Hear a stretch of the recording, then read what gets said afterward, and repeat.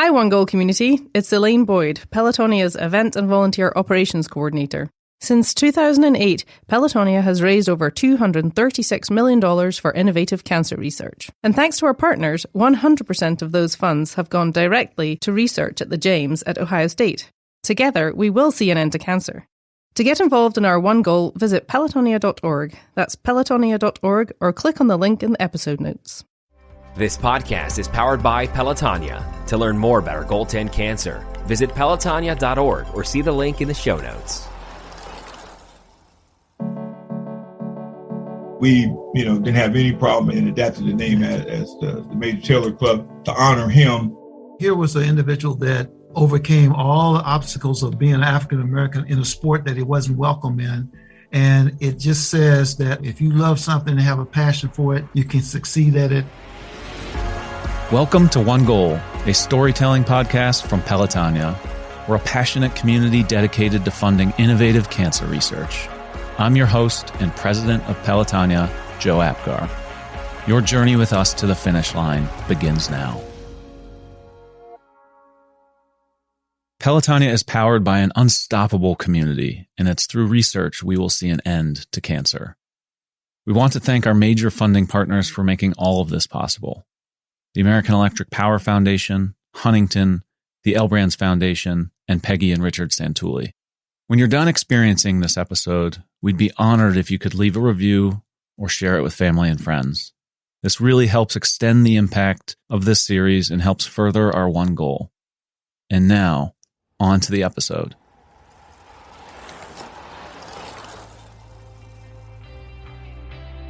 Well, we're super excited today on the One Goal podcast to have the group from Major Taylor Cycling Club. So would love to just give the three of you an opportunity to introduce yourselves and give a little bit of background on who you are, but not too much because I know we're going to get into that. I'm Robert Bradley, also known as Dr. Spoke, formerly known as the Mad Dasher. I was the club secretary for 40 plus years. My name is George Harper, better known as the Prez, who's president of Major Taylor for the first 40 years of the club's existence, and one of the founding members of Major Taylor. It's a heck of a nickname. Hey, I'm John Tolbert. They call me T, and I've been a treasurer for 40 years at the club. So somebody's counting the money.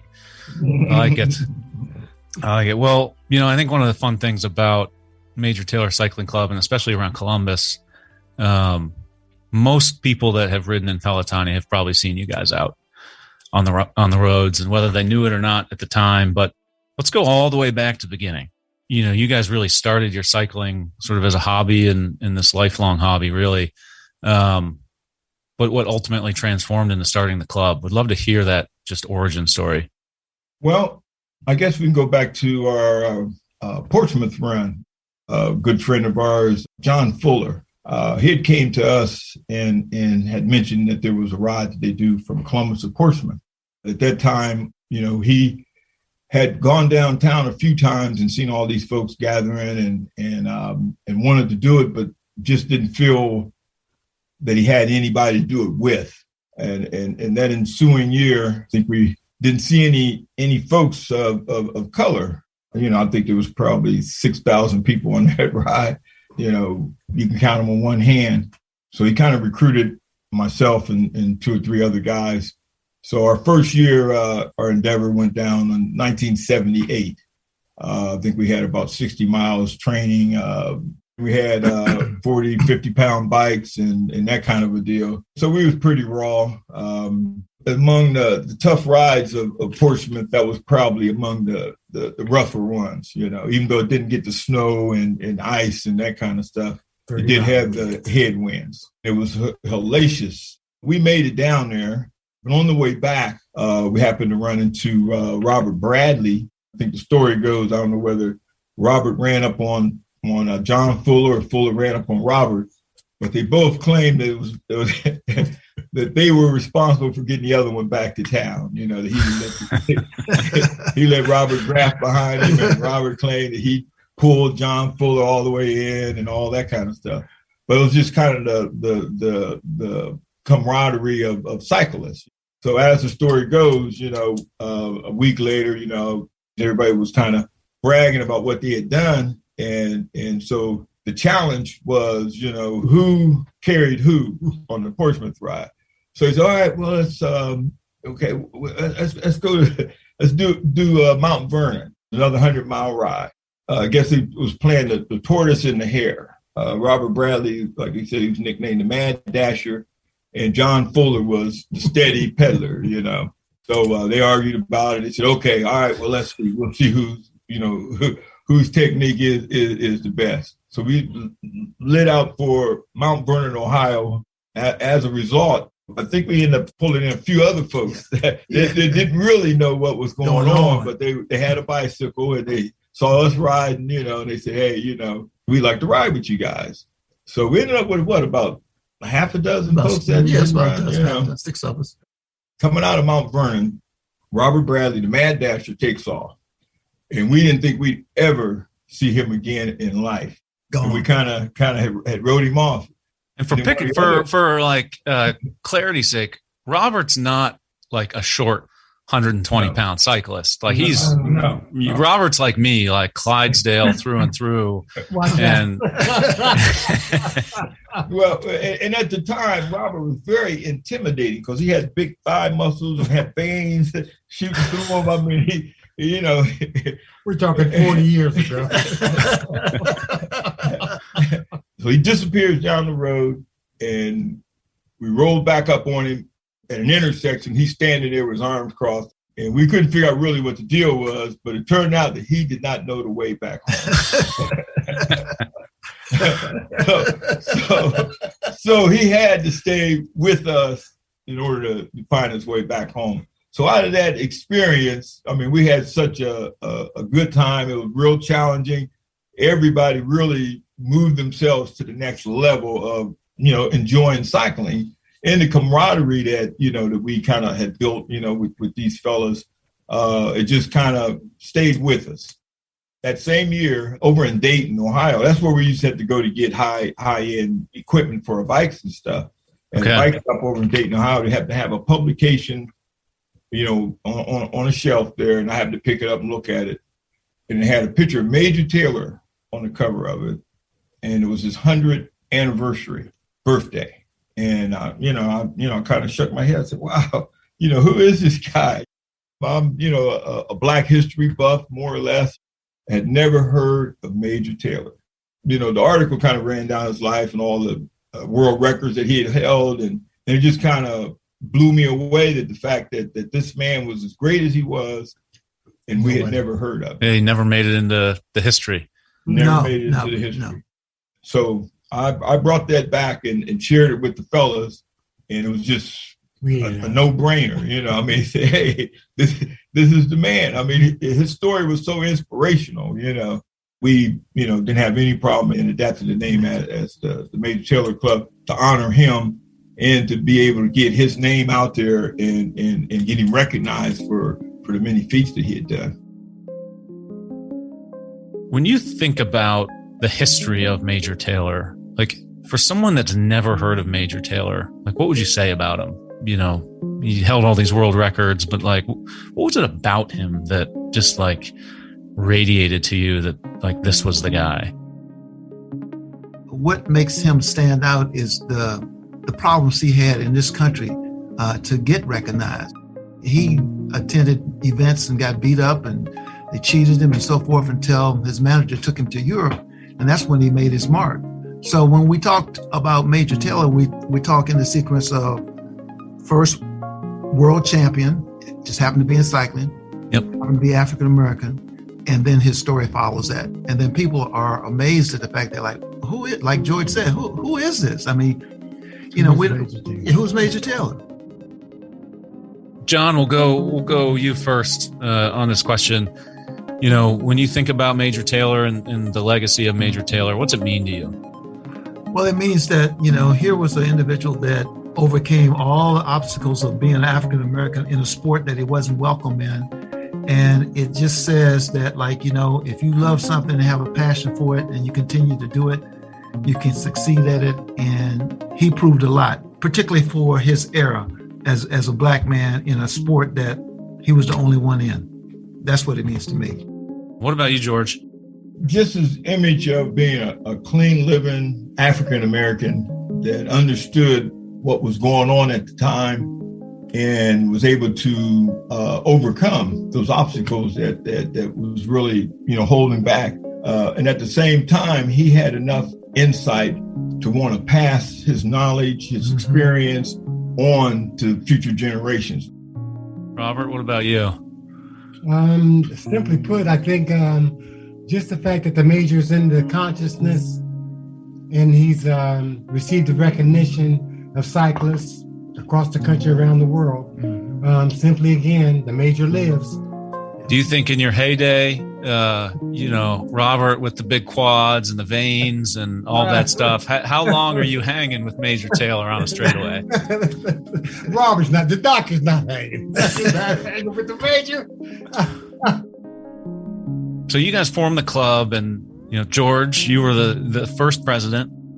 Aside from cycling and getting together and going to ride, you guys had a vision for this club.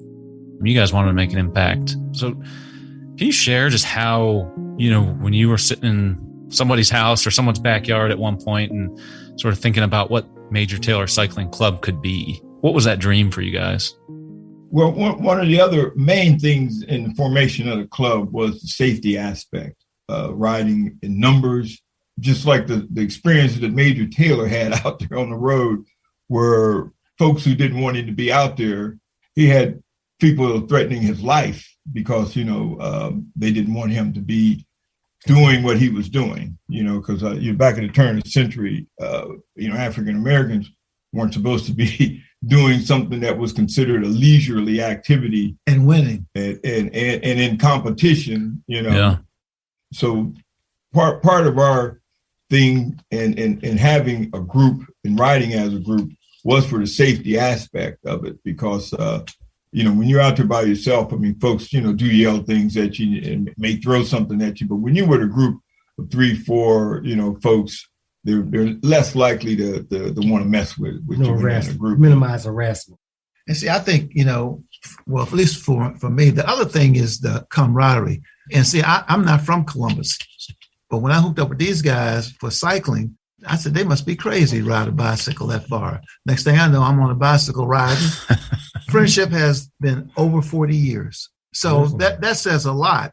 When you look back at when you started the club and looked at each of you individually as cyclists, do you guys sort of smile and laugh, or, what was your level of sort of knowledge and safety know-how? And it sounds like Doc, had some quads for days over there. And the main thing was, can you hang? And if you could, then you were in. You could roll with the boys. If you couldn't hang, see you next week. But that in and of itself made us somewhat, I guess, intimidating in a way. Yeah. But then we started to attract these other folks that wanted to do the same thing. And here we are. And when he says here we are, there's over 73 other Major Taylor cycling clubs in the country right now, and we're the first. That's what I want to talk about next is, you guys formed this club and name it in honor of Major Taylor. And when you fast forward today, there's over 70 clubs in the country honoring him. You guys were the first ones to do it. How did that grow? And how did that word get out? And how did that spread? What you guys launched was amazing in it. And most people don't appreciate that. Those clubs, the origin of that is with you guys, and it started here in Columbus. Well, the amazing thing about cycling is that it is enjoyable. And if you enjoy cycling and having fun, then other folks that you run into kind of chime in on that. It ain't as enjoyable riding by yourself as it is to be riding with somebody else. And that was part of the thing of having a group. And we never really had to go out and do any kind of recruiting or anything like that. Just like in other communities, there's a lot of folks out there that ride bikes, but then there's those people who want to learn how to ride a bike and want to be able to ride with somebody. And that's kind of like was the attraction that we had for new cyclists and things. People would come to us we would, help them with their bike, and that in turn, they'd bring other folks. So it kind of grew in that sense. But the commonality is that folks really enjoyed cycling. And we always looked at ourselves as, we weren't normal people because anybody that jump on a bicycle and ride it 100 miles. That's a very fair statement. Don't you, Joe? And so I don't care, how you look at it, that's not regular folks, I mean, those are special people. What's the farthest you guys have gone? What's the farthest you've taken the group out away from Columbus? Well, we took about 10 guys out to Denver, Colorado for the ride to Rockies. Oh, wow. And we've done rides down to Georgia, Florida, those kind of places. But the 6-day ride out in California was probably our biggest feat as far as a group ride. And because that was a 6-day ride and we covered the whole coast. We were supposed to went all the way down to San Diego. But when we got to LA, they had a big group that came out to meet us and rode in with us and had a great big party. So let's watch that. That's as far as we made it. I'm curious from both Robert and John, what are other, favorite rides you've ever done? For me, 1980, went to New York, came back with an Italian bike, transferred the club. Then we decided to ride to Cleveland. At some point on the ride, my seat broke. And so I said, well, maybe when we get to Cleveland, they can fix it. Everything will be hunky-dory. No such luck. So I rode from Mansfield to Cleveland, up there, all around the next day in Cleveland, and rode back on Monday on this broken seat. I had, I had rash. I tried to abandon in Sunbury a while. We were 30, 40 miles away from home, and I was crying, trying to get off the bike, and the prayers wouldn't let me. You can do this. It's leadership right there. Well, basically, we just told him that if he didn't finish the ride, he wasn't going to get no credit for none of it. He didn't finish. What about you, John? The most fun I had was 2014 at the Seagull Central down in Ocean City, Maryland. We got another guy that rides with us named Joe Strada, and we'd ride out to Bethany Beach, and it'd be a crowd of us. They'd be hammering out and coming back. And so on the way back, there was a headwind, and we were struggling, and Joe Strada eased off from the group, but I saw him. I followed him.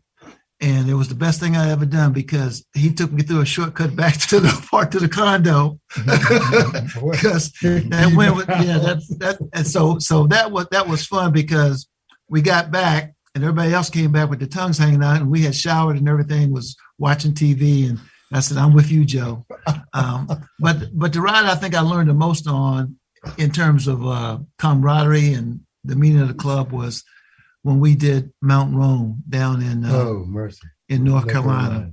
It's a 8-mile climb that takes 2 hours. And I just, the club, nobody left anybody, man. It was just awesome. How many members do you guys have now? At last count, we had 113. 80 of those are active. The newer members that you're seeing, what's really motivating them to get involved and sort of link up with you guys? Cycling is on an upswing right now, and a lot of that has to do with Pelotonia, from attracting new folks into cycling. Because what Pelotonia is doing now is what the Portsmouth ride did back, 25, 30 years ago. When they had 6,000 That was the biggest, biggest event. Pelotonia helped us too, and we helped Pelotonia because as the popularity of Pelotonia took off, more people wanted to come out and do training rides with us. Just so they could do Pelotonia. Just so they could do Pelotonia. No matter how many miles they were going to do, they just wanted to be able to, know how to ride in a group and how to fix a flat tire and maybe ride 100 miles. So they'd ride with us, and then we get some new members. I mean, unsolicited, and you all get riders. so it was a win-win, Joe. Yeah. You touched on Pelotonia a little bit and have had, members of the club ride. I have never met a single person that didn't know somebody who was impacted by cancer. Cancer affects every community in our country. What's just the general feeling and thought about really seeing something that you guys have been doing as a hobby for so long, now doing some really good things in our community? Well, I got something I can read to you that a member of ours wrote. He is a 2-time cancer survivor. I'm going to read this to you real quick. Okay. I've done Pelotonia 3 times. The most recent after my first cancer surgery. I'm a 2-time survivor. As a cancer survivor, I found an entirely different view of the ride. It was one of the most emotional cycling experiences I've ever had, with the ongoing support from other riders who found out I was a cancer survivor. The other riders who found out that I was a survivor, and the cheers and encouragement of people lined the route. I did downtown to New Albany, 45 miles. It was one of the most life-affirming experiences I've ever done. Now, post-organ transplant, and as a 2-time survivor, I am looking forward to participating again this year. That says it all. Yeah, no, it's a pretty amazing message from your member, Phil. And I mean, it's so well said. It's so well said. I'm curious, you guys look into the future, 25 years, what the hopes and dreams are. Like, what's Major Taylor Cycling Club doing? We want to be the fastest in our age group.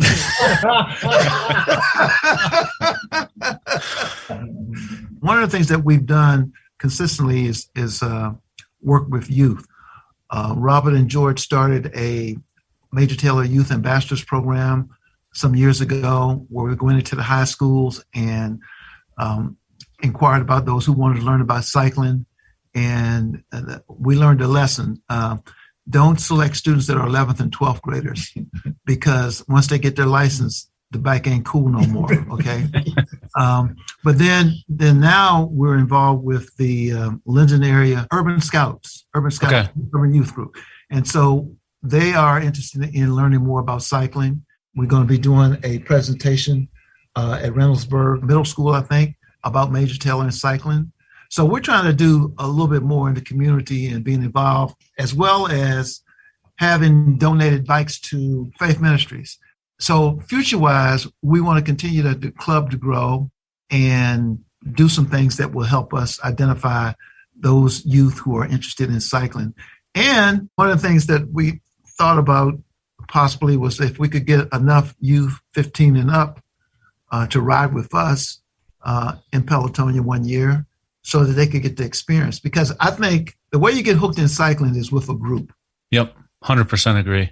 And when the group is large enough and you see all this going on, you're fascinated by what's going on and people doing different stuff, and you come back and say, like, I want to do that. So those are some of the things that we want to do. And then, of course, the big thing is to promote the history of Major Taylor and who he is.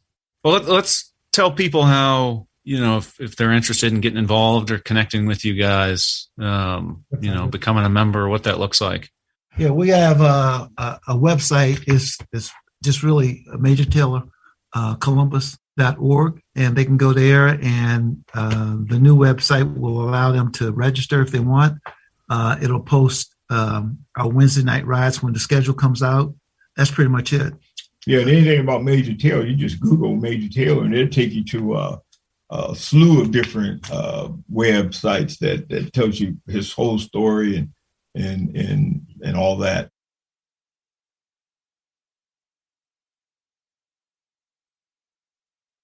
Well, this was super fun, and it's amazing. 40 plus years you guys have had this group, and honoring Major Taylor, and so cool that you guys are part of the Columbus community, and so just really appreciate all three of you sharing the story and keeping his legacy going, and really just continuing to keep the Columbus cycling community thriving, and a lot of that credit goes to you guys. So thank you. Well, it goes to George, because this brother right here, man. It don't go to George. It doesn't go to George. Well, I've always said we wouldn't have anything without these guys. It ain't George. He kept it alive for 40 years, man, because nobody's been president for 40 years or treasurer or secretary, but he kept it alive. I mean, not only here in Columbus, but in all the states. And they know that George Harper started Major Taylor. And when we made it into Wikipedia as the first, they should have George Harper's picture right next to it.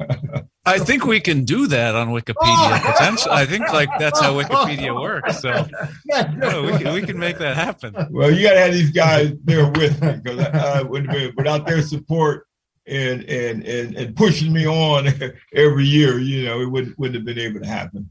Oh boy. Well, awesome. Well, thank you guys once again, and I can't wait till the rest of the community can hear this. So this was awesome. This has been One Goal, a storytelling podcast from Pelotonia. I'm your host, cancer survivor and president of Pelotonia, Joe Apgar. Interview and production scheduling by our marketing and communications team, Gabby Blauert, John Tolbert, and Alita Smith. One Goal is carefully crafted and produced at the studios of Westler Media. Mastering by Joey Gerwin at Orange Udio. Special thank you to all of our guests for being willing to share their inspiring journeys for this podcast. Also, please rate, review, and subscribe so you can get seasons 1 and 2 as well as future episodes. If you want to learn more about the Pelotonia community and how you can make an impact on cancer research, see the link in the show notes or visit pelotonia.org. That's pelotonia.org.